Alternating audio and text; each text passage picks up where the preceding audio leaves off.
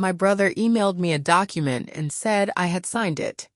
The document was a sale agreement for the east parcel of my grandmother's property in Fairfield County, and it showed my signature on the seller authorization line, and it was dated 9 months earlier, and it said I had agreed to sell my half of the parcel to a development company called Meridian Land Holdings for $72,000. He said the money had already been received by the estate, that it had been distributed according to the terms, and that the sale was complete and recorded. He said this calmly in the body of an email with the document attached, as though he were forwarding me a receipt for something I had already agreed to. I had not signed it. I had not agreed to any sale. I had not received any $72,000. I had not, at any point in the 9 months since my grandmother's death, agreed to anything regarding the east parcel beyond a general conversation in which I had said I was not yet certain what I wanted to do with it and that I would need time to think. My brother had interpreted this, or had decided to interpret this, as sufficient authorization to proceed. The document said otherwise. The document said I had signed it. I called him. He said it was all I want to tell you about the phone call with Owen in more detail, because the specific quality of it matters to the story. I called him immediately after reading the email, and he answered on the second ring with the voice of someone who has been expecting the call and who has decided on the tone they are going to use.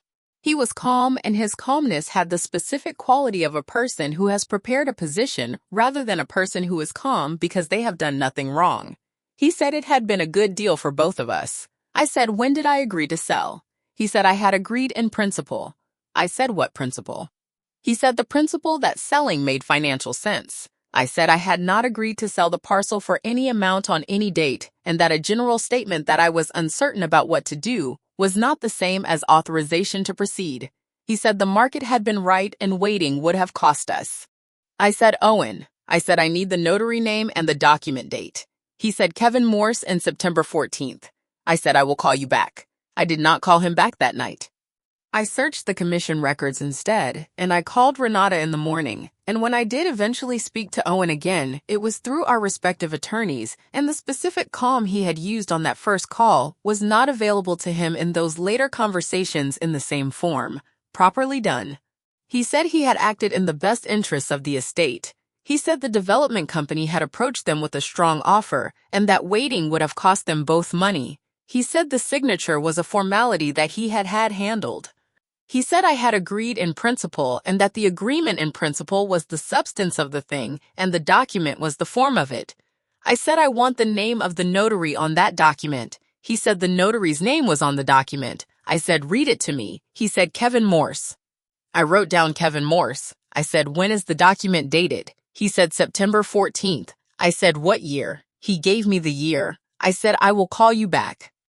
Before I go on, if this story connects with something real in your life, please take a moment to like and subscribe, but only if you genuinely feel it. Drop a comment and tell me where you are watching from and what time it is there. I read every single one. My name is Alana. I am 34 years old. And this is the story of how an Ohio Notary Commission start date, a recorded deed at the Fairfield County Recorder's Office, and a property attorney named Renata, who had spent 16 years untangling fraudulent real estate transactions, gave me back my half of land. My grandmother had specifically intended both her grandchildren to share and to make decisions about together. Now let me take you back to the beginning, not the email with the attachment. Before that. To the 48 acres of mixed farmland and woodlot in the rural part of Fairfield County that my grandmother had owned for 37 years and that she had described to me on many occasions over the course of my life as the thing she was most glad she had held on to. My grandmother's name was Irene. She was 81 when she died. She had bought the property with my grandfather in 1987 and had continued to own it after his death 12 years later and had paid the taxes on it and maintained the fence lines and leased the farmable portion to a neighbor for a modest cash rent every year since. She was a deliberate woman who made decisions slowly and held to them completely. The property was not her most valuable asset. She had savings accounts and a modest investment portfolio that together exceeded the property's appraised value. She left all of it split between her two grandchildren, my brother Owen and me. She had been explicit about the split. Explicit in the will, which said each parcel by name and description. explicit in the conversations I had with her in the last years of her life, in which she said, "I want you both to have a portion of this land, because land is the kind of thing you do not understand the value of until you have held it for a long time, and then you understand completely."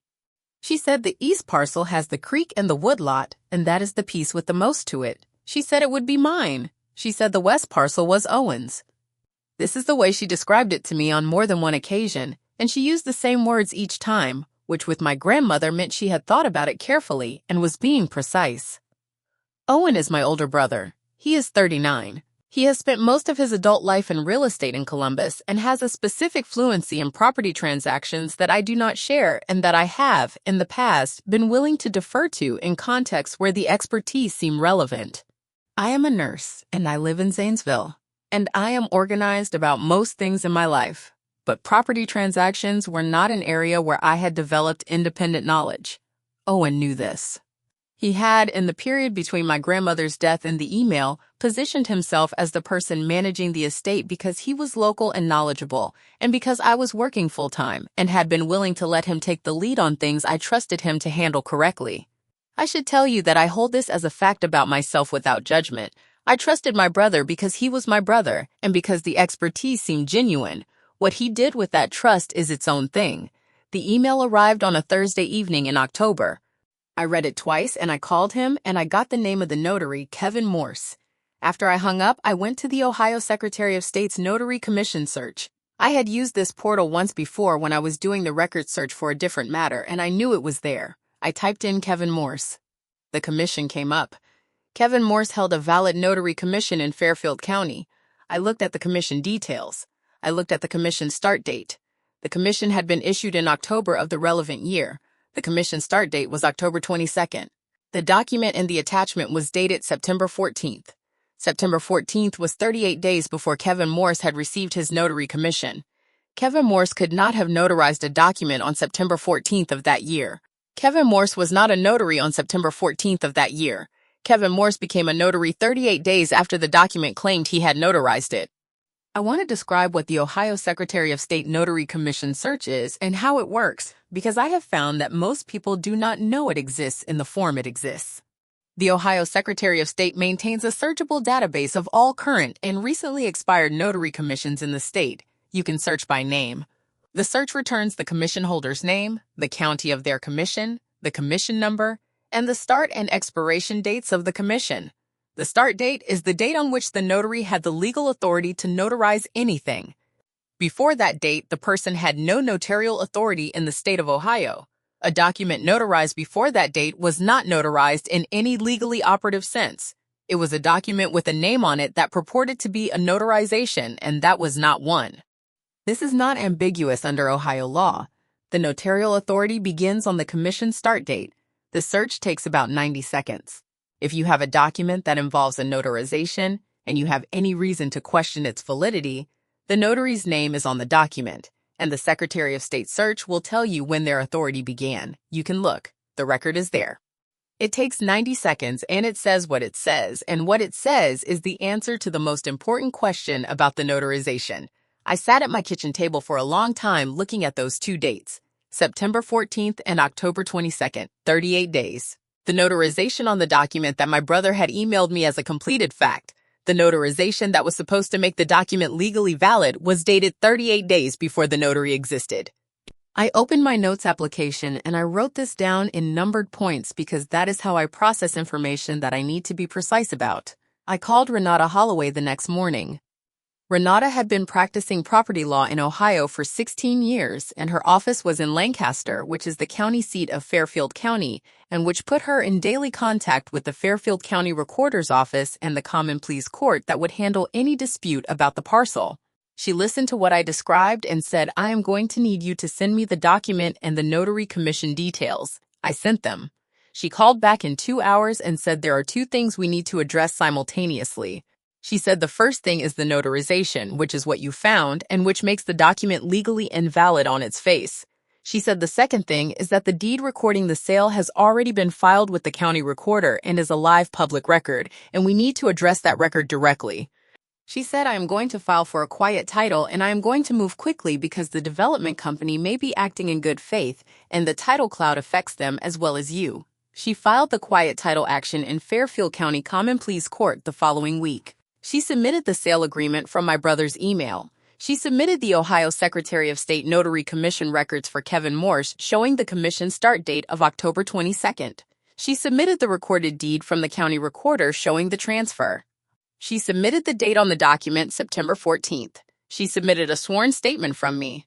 She submitted an affidavit from her own notary research showing that no commission existed in Ohio under Kevin Morse's name on September 14th or on any date in the 38 days prior to October 22nd. The notarization was impossible. The document was invalid. Owen's attorney filed a response arguing that the date discrepancy was a clerical error in the commission records and that Kevin Morse had been functioning as a notary in practice before the formal commission date and that the substance of the authorization was valid. Renata's reply was 6 pages. She said the Ohio notary statute does not recognize informal notarial authority. She said a notary either holds a valid commission or does not, and whether someone was functioning in practice before a commission date is legally irrelevant because the commission is what creates the authority. She said the Secretary of State's records are the definitive record of notarial authority in Ohio, and the definitive record shows the authority did not exist on September 14th. She said the argument that commission records contain clerical errors is not supported by any evidence and is contradicted by the commission records themselves, which show a routine issuance in October following the standard application process. The hearing was on a Monday morning. I want to describe the hearing in more detail than the legal summary I gave. The Fairfield County Common Pleas Court in Lancaster is in a building that has the specific quality of county courthouses in Ohio that are old enough to have absorbed decades of property disputes and probate matters and that have a quality of institutional attention to the actual ground of the county they serve. I arrived with Renata and we sat at the petitioner's table, and Owen was at the other table with his attorney, and I did not look at him when I came in and he did not look at me. The specific quality of being in a legal proceeding with a person you have known your entire life is one I had not previously experienced, and it is not a quality I would choose to experience again. Judge Hollins had clearly read the filings before she sat down. She asked Owen's attorney directly about the documentation, and his answer was that such documentation was available. She gave him 14 days. Renata said to me after the hearing as we walked to our cars that she knew in the hearing that no documentation was coming. She said the specific quality of an attorney's confidence when they say documentation is available is different from the quality of their confidence when they have actually reviewed the documentation they are describing. She said his confidence in the hearing was the first kind. She was right. 14 days passed. Nothing came. The ruling followed from the nothing. The record had said what it said from the beginning, and the 14 days only confirmed that the record was not going to change. In Fairfield County, the judge was a common pleas judge named Patricia Hollins who had been hearing property disputes in Fairfield County for 12 years. She asked Owen's attorney a specific question about the clerical error argument. Did the attorney have any documentation from the Secretary of State's office supporting the claim that the commission date was incorrect? The attorney said he had not obtained such documentation but believed it was available. Judge Hollins said she would give him 14 days to produce it. He produced nothing in 14 days. She ruled. The deed was voided on the grounds of fraudulent notarization. The parcel was returned to estate administration under the terms of the will. The matter was referred to the Fairfield County prosecutor. The estate administered the east parcel. I also want to tell you about the quiet title action process because I think most people outside of real estate law do not know what it is or how it works. A quiet title action is a court proceeding that asks a judge to determine the true owner of a piece of property and to clear any competing claims or clouds on the title. When a fraudulent deed has been recorded with the county recorder, the deed exists as a public record, and it creates a cloud on the title of the property, which means anyone trying to understand who owns the property will find conflicting records. The quiet title action is the mechanism for resolving that conflict. Renata filed it as an emergency because the cloud on the title was actively affecting the ability of any party to do anything with the land, and because a development company had already paid for an interest they had not cleanly received and who needed the matter resolved as much as I did. The process required the court to look at the documents and determine which recording was valid. In this case, the determination was not difficult once the notary commission records were before the court. A deed executed with a fraudulent notarization is not a valid deed. A fraudulent notarization is one that claims authority the notary did not have on the date stated. The Secretary of State's records showed the authority did not exist on September 14th. The deed was therefore not valid. The quiet title ruling confirmed that the true owner of the East parcel was the estate of Irene, my grandmother, and that under the terms of the will, the parcel transferred to me. That is how the land came to me. That is how the record was corrected. That is how 38 days became everything. Correctly after that, the will was clear and Renata supervised the transfer. The parcel is now in my name. I have not sold it. I am not certain I will sell it. My grandmother said you do not understand the value of land until you have held it for a long time, and then you understand completely. I have not held it for a long time yet. I am still in the part where I am learning what holding it means. I have been to the property twice since the transfer. I walked the tree line along the creek that my grandmother had described as the thing with the most to it, and I understood what she meant. Not the financial value, though the financial value is real. The quality of a piece of land that has a creek running through the corner of it and a woodlot that has been left alone for 37 years and that has developed in those 37 years the specific density and age that makes a woodlot feel permanent rather than planted. It is a different feeling from any other piece of land I have walked on. It is the feeling of a thing that has been tended and held by someone who understood what they had. Owen and I have not spoken since the I want to say something about what the land looked like when I first went to see it after the transfer. I had been to the property several times as a child with my grandmother, but not as an adult who owned it. And the difference between visiting a place and standing in a place you own is a real difference that I had not anticipated fully. I drove out on a Saturday morning in January when the ground was frozen and the fields were bare, and the woodlot had the specific quality of a deciduous woodlot in winter, the structure of it visible in a way it would not be once the leaves came in. I walked the perimeter fence line first because that is what my grandmother had done on every visit she had described to me, and because it seemed like the right way to start. The fence was in good condition. Gerald had maintained his portion, and the rest had been tended by someone whose labor I could see in the tightness of the wire and the condition of the posts. I walked the creek line next. The creek was frozen at the edges and running in the middle, and I stood at the point where it enters the property from the north and watched it for a while, the way you watch moving water when you are not in a hurry. Then I walked into the woodlot. I stood in it for a long time. The oaks were leafless and enormous, and they had been there for decades before my grandmother owned this land, and they would be there decades after anyone living now was gone. That is the specific quality I had not been able to anticipate. The feeling of standing in something that is much older than you are and that does not need anything from you except to be left alone and tended when tending is required. My grandmother was right. I am beginning to understand. I also found at the edge of the woodlot where the oaks begin a rusted metal fence post that had been there for decades and that someone had tied a piece of orange surveyor tape to at some point in the past. The tape was bleached and partially shredded, but it was still there, marking a corner of something. I took a photograph of it. I put the photograph in my phone under the folder I have created for the property. I will ask Gerald about it. I will find out what it marks. That is what owning a thing means. You find the things on it and you learn what they are and you write it down. My grandmother knew everything on this land by name and by history. I am starting at the beginning of knowing it, and I intend to know all of it in time. That is the kind of stewardship she practiced and the kind I intend she ruling. I do not know what will come from the prosecutor's referral or what the timeline of it will be. I hold those questions in the place where ongoing uncertain things are held.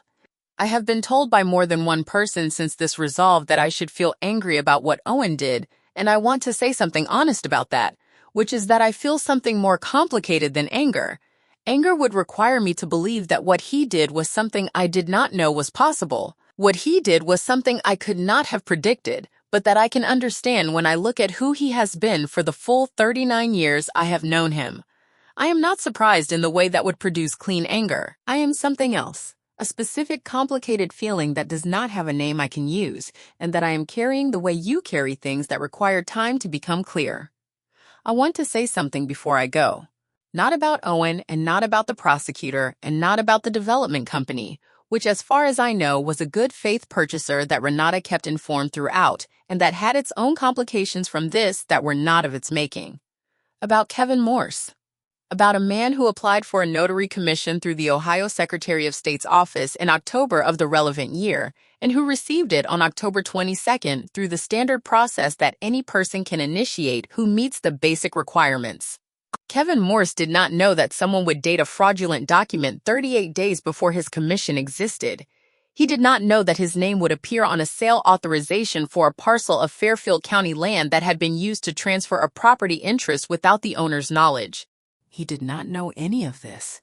He applied for a commission and received it, and went about his business and left behind a public record that said precisely when his authority began, and that was still there when I searched for it on a Thursday evening and found that the document my brother had sent me claimed a notarization from a time when the notary did not yet have the authority to notarize anything. The public record was accurate, the document was not. The discrepancy was 38 days, and it was everything. Thank you for staying until the end. If this story made you feel something, write it in the comments. I read every single one. And if you want to hear the story of a woman whose ex-partner had been subletting the apartment they jointly leased without her knowledge and collecting rent for 8 months, and what the building manager's electronic access log revealed, it is waiting for you in the description below. Click it. Until next time, take care of yourselves. And if someone sends you a document claiming you already signed something, the first question is the notary. The second question is the notary's commission date. The Secretary of State's search takes about 90 seconds. Those 90 seconds may tell you everything. I want to tell you about my grandmother Irene in more detail, because understanding who she was explains why the land mattered in the way it mattered, and why I found the email so specifically wrong when I received it. My grandmother was not a sentimental person about property in the way that some people are, the way that involves an emotional attachment that has no practical content.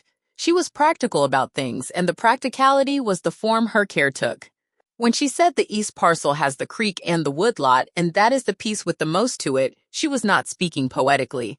She was describing an assessment she had made over 37 years of owning the land and paying attention to what happened on it and what made it what it was. She had been a bookkeeper for 22 years before she retired, and she had the specific precision of someone who has spent a career making numbers correct. She kept her own financial records with the same precision. She had a file for the property that she had maintained from the day she and my grandfather bought it, deed records and tax records and lease agreements, and the maintenance notes she had made about the fence lines and the drainage tiles and the 2 occasions when the creek had flooded the northeast corner and what had been done about it. She showed me this file once when I was in my late 20s and visiting for a long weekend, and she had pulled it out for a reason I no longer remember, and had opened it on the kitchen table and gone through the first few documents with the combination of pride and efficiency of a person who has maintained something well for a long time and who does not mind you knowing it. She said, I have kept records on this property since the week we bought it because a property without records is a property that surprises you, and I have no patience for being surprised by a thing I own. I want to tell you about what my grandmother's property file looked like when I finally had access to it. After the estate settled and the parcel was transferred to me, Renata helped me gather the documents related to the east parcel from my grandmother's estate files. The file was exactly what I would have predicted if I had tried to predict it, which is to say it was complete and organized and dated from the week of the purchase in 1987 to the last year of her life, the deed from 1987, the survey from the same year, every property tax receipt from 1987 to the year before her death, the lease agreements with Gerald from the first one in 1995 to the most recent renewal, the drainage tile repair records from the year of the flood, 2 letters from adjacent property owners about boundary discussions that had been resolved without dispute, a photograph of the creek from some year in the 1990s that she had taken and that had no label but that I understood was there because she had wanted a record of what the creek looked like at a specific time. 37 years of stewardship in a file folder. I sat with that file for a long time before I transferred it into my own property file and added my own first documents to it. The deed in my name, the lease renewal with Gerald, the letter from Renata confirming the transfer. I am the 4th set of documents in a file that started in 1987. I intend to maintain it the way she maintained it, which is to say completely and indefinitely, and with the understanding that a property without records is a property that surprises you, and that clarity is a form of value. She was right about both of those things. I have also been thinking about the photograph of the creek without a label. My grandmother took it and put it in the file without writing on the back of it. I can date it approximately from the style of the photograph itself, the way the light looks, and the quality of the print, sometime in the 90s. The creek in the photograph looks exactly like the creek looks now, and I find this reassuring in a way I did not expect to find a photograph reassuring. The creek has been the creek for 30 years of photographs and many more years before that, and it will be the creek after I am gone and someone else has the file and the land. I have put my own photograph of the creek in the file. I dated the back of it in pen. I am starting the record. I want to tell you about Fairfield County specifically because the land is there and because the county recorder's office and the court system there were central to what happened. Fairfield County is in the central part of Ohio, east of Columbus, and it has the character of a county that has both agricultural and suburban areas and that has been managing the tension between them for several decades as the Columbus metro area has expanded eastward. The county recorder's office maintains public records of every deed transaction in the county, and these records are accessible through an online portal that allows searches by name and by parcel number and by address. Renata said to me early in our work together that one of the first things she does in any property dispute is pull the full deed chain for the parcel from the county recorder, because the deed chain tells you everything about what has actually happened to a piece of property, regardless of what anyone has said about it. She pulled the deed chain for my grandmother's east parcel, and it showed exactly what Owen had told me it showed, a transfer to Meridian Land Holdings, and it also showed the date of the recording, which was after the date of the sale agreement document, which told us the timeline of what had happened. I want to tell you about Renata more specifically because she was central to the resolution, and because I think the way she approached the case is worth describing. She had grown up in Lancaster and had gone to law school in Columbus and come back to Lancaster to practice because she said she wanted to work on the actual ground where the land was, rather than on transactions that could have been in any county anywhere. She had spent 16 years working on property disputes in Fairfield County, and she knew the county recorder's office and the court system and the particular texture of land disputes in a county where agricultural land was meeting development pressure in ways that produced a consistent set of conflicts. She said to me in our first meeting that fraudulent property transfers tend to have one of a small number of failure modes because the people who commit them are not lawyers and they do not know the specific places where the documentation has to be perfect. She said the notarization is one of those places. She said a forged signature is hard to prove without handwriting analysis, but a notarization from a notary who did not have authority on the date listed is provable from a public database in 90 seconds. She said she saw this failure mode more often than people might expect, because people who are trying to fake a notarization look up whether the person exists and whether they hold a commission, and they stop there. They do not check whether the commission existed on the specific date of the document. The commission start, I want to tell you what Renata said to me about the specific kind of fraud this was, and what it tells you about who committed it. She said that in 16 years she had seen fraudulent property documents of several kinds, and that the notarization failure was the most common single error because it was the easiest thing to check, and the one that fraudsters most often checked incompletely. She said the complete check has 2 steps. The first step is whether the person holds a commission. The second step is whether the commission existed on the specific date of the document. She said most people who are trying to fake a notarization do the first step and believe they have done the whole check. She said the Secretary of State search shows you both things at once if you look at all the information on the screen. The commission number, the commission holder's name, the county, the start date, the expiration date. All of it is there on the same result page. She said the people who commit this kind of fraud look at the first few pieces of information and stop. They verify the name and the commission number, and they stop before they reach the start date. She said in her experience, this is the behavior of someone who is not a lawyer and who has not been taught what a notarization actually requires. She said the cleaner fraud she had seen used notaries who had held their commissions for several years and whose start dates were well in the past and whose authority was not in question at the document date. She said the notarization in my case used someone who had just gotten their commission and whose start date was close enough to the document date that the discrepancy was verifiable at a glance. She said it was a significant oversight by whoever created the document. I said yes. She said it was also the oversight that gave us the case. I said I know. She said I always tell my clients, check the commission, both steps. It takes 30 seconds more. I said I will remember that. She said I hope so. She said it has been useful before. Date is right there in the same search. It takes one more look. I want to say something about my relationship with Owen in the years before this happened because I think it adds something to the story that the legal summary of it omits. We were not estranged. We had the kind of relationship that many adult siblings have: contact at family events, occasional phone calls, the general awareness of each other's lives without deep daily involvement. He had been helpful in the period after my grandmother's death in the ways that come naturally to someone who knows property and estate processes and who lives nearby. I had been grateful for the help. I had been willing to take the lead from him on things I trusted him to manage. I want to be precise about what trusting him meant at that time. It meant I believed he would act within the bounds of what had been agreed and would consult me before making major decisions that affected us both. The sale of a jointly inherited parcel for $72,000 is a major decision. The email presenting it as a completed fact was the first communication I received about it. There is something I want to say about why I trusted Owen in the period after my grandmother's death and why that trust existed in the form it existed. He had been helpful. He had managed the initial estate filings and had communicated with the estate attorney and had kept the process moving in the specific way that someone with property expertise can move things that would otherwise require a person without that expertise to learn everything from the beginning while also grieving.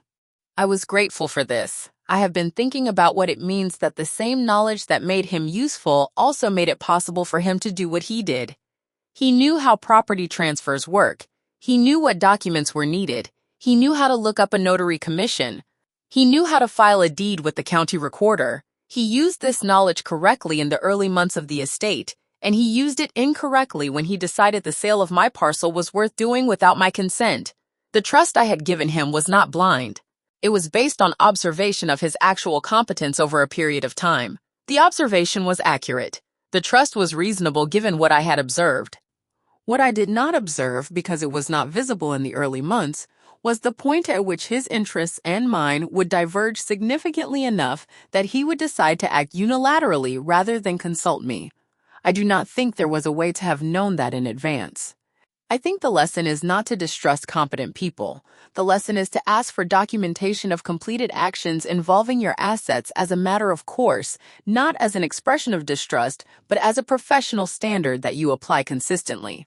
Documentation request is not accusation. It is normal. If someone is doing things correctly, they will have the documentation. If they do not have the documentation, you have learned something important. In both cases, you are better informed than before. Renata said something similar in our last meeting when the transfer was complete. She said the clients who come to me earliest are the ones who ask for documentation as a habit rather than as a response to something going wrong. She said documentation request is not distrust. It is professional. Anyone who is managing something on your behalf correctly will have the records. If they do not have the records, you know something I could not have told you in advance. I said I will remember that. She said good. She said it will save you time in the future. I hope she is right, and I will not need to find out if she is. I have thought a great deal since the ruling about what Owen believed he was doing. I do not think he believed he was stealing from me in the straightforward sense that word usually implies. I think he looked at the situation and decided that the deal was a good one, and that my hesitation about what to do with the parcel was an obstacle rather than a legitimate position, and that if he moved quickly and presented me with a completed transaction, I would accept it the way people accept completed transactions that they cannot easily reverse. He may have told himself that the money was fair. It probably was fair in the sense that it reflected what the parcel could get on the market at that moment. He may have told himself that I would be relieved to have the decision made. I had said, after all, that I was not certain what I wanted to do with it, and he may have decided that this uncertainty was something he was resolving on my behalf rather than something he was overriding without my consent. I do not know his exact accounting. I know what the document said and what the notary commission record said, and I know the 38 days that existed between them. The rest I hold with the specific uncertainty of, I want to say something about Owen and what I believe he understood about what he was doing. I have said I do not think he believed he was stealing from me in the straightforward sense, and I want to explain what I mean by that more fully. A person can know that something is unauthorized and also tell themselves a story about why it is justified that makes the unauthorized part feel like a procedure rather than a wrong. The story he told himself was probably that the deal was good, which was probably true. It was probably that I was going to agree eventually, which was possible but not certain. It was probably that he was saving us both from the transaction costs of a longer deliberation, which was a way of framing his decision to act without my consent as something done for my benefit. The story required him to believe that my agreement in principle was the relevant fact, and that the formal authorization was a technicality. The law does not share this belief. A sale of jointly held property requires the authorization of all joint owners. Authorization is not a technicality, it is the substance of the thing. What he did to produce the appearance of authorization, the document with a signature and a notarization from a notary who did not yet exist as a notary, was not a shortcut through a technicality. It was fraud. The commission record said so. The court agreed. What I hold about Owen is this. I believe he knew the authorization was necessary. I believe he believed the appearance of authorization would be sufficient. He was wrong about the second thing. The record is the record, and the record was not wrong about the dates. Someone who knows the facts without fully understanding the interior of another person's reasoning. The 2 weeks between filing the quiet title and the hearing had a specific quality that I want to describe. I was still working my full nursing shifts during that period. I was still going to work and making patient care decisions and coming home and eating dinner and trying to sleep with the specific difficulty of a person who has something significant unresolved and who cannot accelerate its resolution by wanting it to resolve faster. Renata updated me every few days, and the updates were steady and professional and gave me the sense that things were moving on the correct track without giving me the sense that the outcome was certain. She said once in a call during that period that the absence of documentation of the kind Owen's attorney had been asked to produce, the documentation from the Secretary of State's office showing a commission date error, is itself informative. She said if such documentation existed, it would have been produced. She said the 14 days the judge gave him was a reasonable amount of time and that the absence of anything in those 14 days told her something. I said, what does it tell you? She said, it tells me the commission start date in the Secretary of State's records is correct. I said, I know it is correct. She said, I know you know. She said the judge will also know when the 14 days pass without anything. I also want to say something about Meridian Land Holdings because I mentioned them briefly and they deserve a bit more. They were a development company based in Columbus that had been acquiring rural parcels in the area east of Columbus for several years as the suburban development pressure moved outward. They had approached Owen, or Owen had approached them, and the transaction from their perspective had been a legitimate purchase of a property interest from what appeared to be its authorized seller. They had received a signed agreement with what appeared to be a proper notarization. They had recorded the deed. They were not involved in the fraud. Renata kept them informed throughout the proceedings, and their attorney cooperated with the quiet title process because voiding the transfer was ultimately in their interest too, since they had paid for a parcel interest they had not cleanly received, and the title cloud affected their ability to do anything with the land. They received a refund of the purchase price from Owen as part of the settlement of the secondary proceedings. I do not hold anything against Meridian Land Holdings. They were operating in a system that was being misused by someone else, and they handled the correction appropriately when it was brought to their attention. My grandmother told me once about a dispute she had watched unfold in the 1990s between two neighboring farm families in Fairfield County over a fence line that had been in the wrong position for 30 years.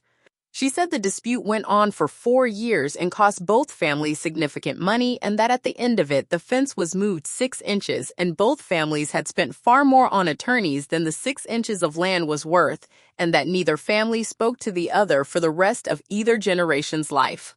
She said, I tell you this because I want you to understand that a piece of land that is clearly documented and clearly willed is worth more than a piece of land whose ownership is ambiguous, even if the ambiguous land is larger. She said clarity is a form of value.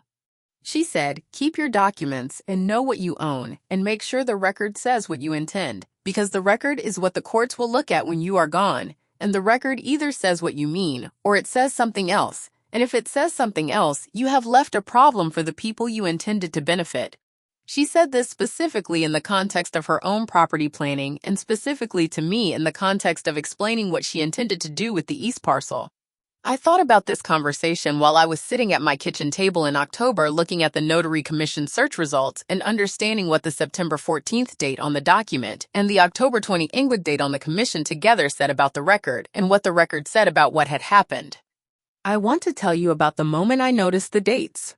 I had the document open on my laptop, and I had the Secretary of State Notary Commission search open next to it, and I had typed in Kevin Morse, and his commission had come up, and I was looking at the commission details to confirm it was the right Kevin Morse, the one in Fairfield County. And I saw the commission start date, and I looked at the document date, and I looked at the commission start date again, and then I looked at the document date again, September 14th, October 22nd. I sat very still for a moment. I have a specific response to the moment when information that seems complicated suddenly becomes clear, which is that I become very still and I stop doing other things and I read the two things again to make sure I have read them correctly, and then I read them a third time, and if they still say what I think they say, I write them down. I wrote them down, I circled them, I drew a line between them and wrote 38 days with a question mark next to it, and then I replaced the question mark with a period because there was no question. 38 days. The document claimed a notarization from a notary who did not exist as a notary on that date. The record said so. The record was right there, and it said so. There is something I want to say about the specific experience of discovering that the document is wrong rather than discovering that you disagree with it. Those are two very different experiences. When Owen sent me the email, I felt, in the first minutes of reading it, the specific anger of a person who has been excluded from a decision they should have been part of and who is going to have a difficult conversation about it. That is one kind of problem. When I found the commission dates, I felt something different. The document was not just a decision made without my consent. The document was constructed to look like something it was not. It had a notarization that was dated before the notary existed. Someone had made that document and dated it in a way that they expected no one to check. The notarization was supposed to look correct without being correct, and it had been filed with the county recorder and had been presented to me in an email as a completed fact, and it would have remained a fact if I had not asked for the notary's name and if I had not searched the commission. The question of whether Owen created the document himself or had it created is one I do not know the answer to with certainty. I know that he told me on the phone that the signature was a formality he had handled. I know that he said this in the tone of a person reporting a practical step that had been taken. I know what the commission date showed. Beyond that, I have only what Renata's investigation found, which is that the document appears to have been prepared with access to Owen's knowledge of the property and the estate and the relevant parties, and that the specific failure mode of the commission date suggests someone who knew how to look up whether a notary commission existed but did not know to check whether it existed on the specific date they were using. Renata said this was the most common failure mode in documents of this kind. She said the commission is checked, but the start date is not. She said the start date is right there in the same record. It takes one more look. I also want to tell you something about what nursing has to do with any of this. I am a nurse, and I approach most things in my life the way nursing has trained me to approach them, which is to say, by starting with what is observable and documented and building from there rather than starting with a conclusion and working backward. When Owen sent the email, I did not start with the conclusion that it was fraudulent. I started with the document and the name on the notarization and the date on the document, and I looked for the record that would either support or contradict what the document claimed. The record contradicted it. I did not decide the record was wrong. I read the record and I called the attorney. This is not a special skill. It is a habit that nursing built in me over many years of making sure that what the chart says and what the patient presents match before acting on either. Charts can be wrong. Documents can be wrong. The question is whether what they say is supported by the other evidence. In this case, the other evidence was a public database that said Kevin Morse was not a notary on September 14th. And that said so clearly and without ambiguity. There is one more thing I want to say about the relationship between this story and the work I do as a nurse. Nursing has taught me that the most dangerous moment in patient care is the moment when someone with authority presents a situation as settled when it has not been fully examined. The confidence of presentation is not the same as the accuracy of the underlying fact. A doctor who is certain in their delivery is not more likely to be right than a doctor who is uncertain. Certainty is a presentation. Accuracy is a question of what the evidence says. When Owen sent me the email, the tone of it was certainty. The attachment was presented as a completed fact. I understood the language of the email as a performance of completion rather than a report of completion, because nursing has trained me to notice the difference between those two things. The performance of completion is what a person does when they want you to stop examining something. The report of completion is what a person does when the examination is welcome because the facts support it. Owen's email was the performance. The notary commission records were the examination. The examination showed that the completion was not complete. I am not saying this to apply a nursing framework to a legal problem. I am saying it because the habit that saved me in this situation, the habit of checking the record when someone presents a situation as finished, was a habit that came from work that has taught me that records matter and that they say what they say regardless of how confidently someone presents the situation they are supposed to document. I have been back to the property 3 times now. The most recent visit was in early spring, and I walked the woodlot in the part of the morning when the light comes through the trees at the angle that shows how the trees are spaced and how old they are. There are oaks in that woodlot that my grandmother said were there when she and my grandfather bought the land and that are therefore at least 60 years old and probably older. They have the specific quality of trees that have been left alone for a long time, wide and deeply rooted and unhurried in the way of things that have had decades to become what they are without being managed or redirected. I stood in the middle of the woodlot, and I thought about my grandmother saying the east parcel has the creek and the woodlot, and that is the piece with the most to it. I understood her precisely. The most to it is not a financial description. It is a description of the specific quality of accumulated time in a place, the way a piece of land becomes layered with the history of what has grown and died and grown again on it over the years. She was right that you do not fully understand the value of land until you have held it for a while. I am at the beginning of understanding it. I intend to continue. The tenant farmer who has been leasing the farmable portion of the property for several years is a man named Gerald who had his lease with my grandmother and who was understandably uncertain about the status of his arrangement during the period of the dispute. I called him after the transfer was complete and told him the parcel was mine and asked whether he wanted to continue the lease arrangement. He said yes, and he said he was glad things had been sorted out. And he said, "Your grandmother was a good landlord for 37 years, and I hope you will be the same." I said I intend to be. He said she was someone who kept her word about things and who did not change the terms of the arrangement without notice and who paid attention to the condition of the land. He said that was what mattered. I said I understand. He said, "I believe you do. We renewed the lease." I sent him a signed copy. I kept my copy in the property file that I started after the estate was settled. A file that will have in it everything relevant to the east parcel from this point forward, dated and organized the way my grandmother organized hers.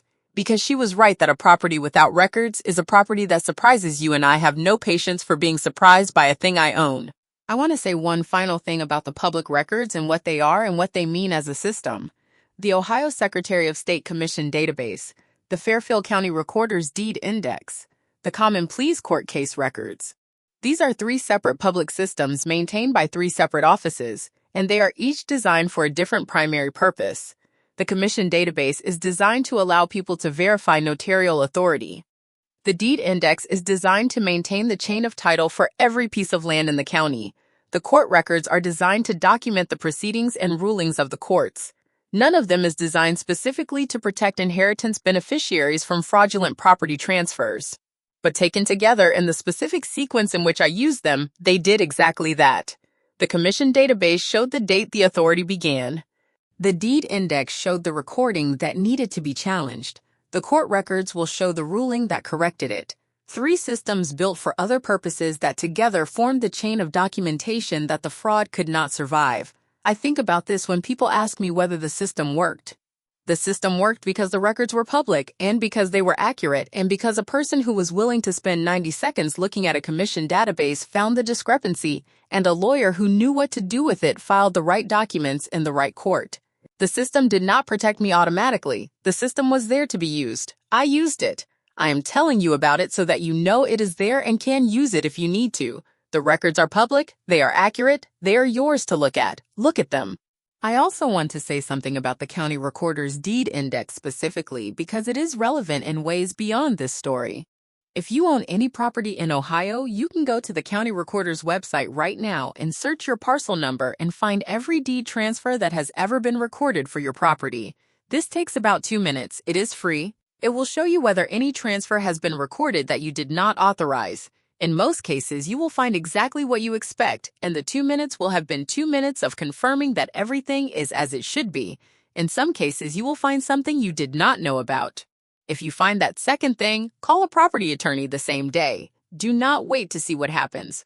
A recorded deed creates a title cloud that affects your ability to sell or refinance or do anything with your property, and the sooner you address it, the better the outcome will be. 2 minutes to check. Call immediately if something is wrong.